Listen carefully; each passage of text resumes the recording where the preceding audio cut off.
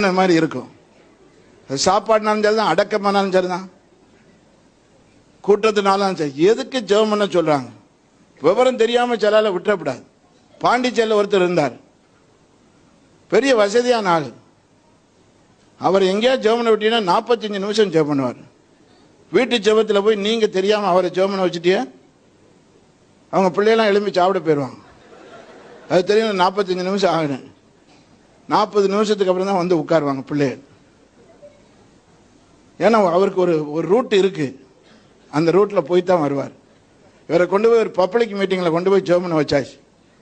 பிறகு எங்கேயாரு வெளிநாட்டில் இருந்து வந்து பிரான்ஸ் ஆளுக்கு, அவருக்கு இங்கிலீஷ் தெரியாது. இவர் தமிழில் ஜெபம் பண்ணி கேட்டிருக்க என்ன நடக்குன்னு கேட்டிருக்காரு. ஏன்னா ஜெபம் பண்ணி முடிக்கல. நான் தான் பிரசங்கியார இருக்குன்னு இந்த ஆள் என்ன செய்யறான் இருக்க, ஜெபம் பண்றாரு. எவ்வளவு நேரம் ஐயா, அவர் நிறுத்த சொல்லையா, இல்ல அவர் பெரிய ஆபீசர், ஏன் அவரை கொண்டு ஜெபம் பண்ண விட்டிய? எந்த வீட்டுக்கு போனாலும் உங்களை சொல்றேன் தெரியுதா, ஜெபம் பண்ணுங்கன்னா 4 வார்த்தையோடு சரி. சாப்பாட்டுக்கு ஜெபம் பண்ண சொன்னா ஆண்டவர் ஆசீர்வதி, ஆமே உட்காருங்க எல்லாரும் சாப்பிடட்டும். எங்க எதுக்கு ஜெபம் பண்ணாலும் வசனம் 100 வசனத்தை சொல்லாத, உனக்கு தெரிஞ்ச வசனத்தெல்லாம் ஒரு ரூம்ல போய் தனியா ஜெபம் பண்ணு. ஏவன் தொந்தரவு பண்றான்? ராத்திரில போய் ஜெபம் பண்ணி காலை வரைக்கும் ஜெபம் பண்ண, கதவை அடைச்சிக்கிட்டு 4 பேர் இருக்கிற இடத்துல எப்படி ஜெபம் பண்ணு?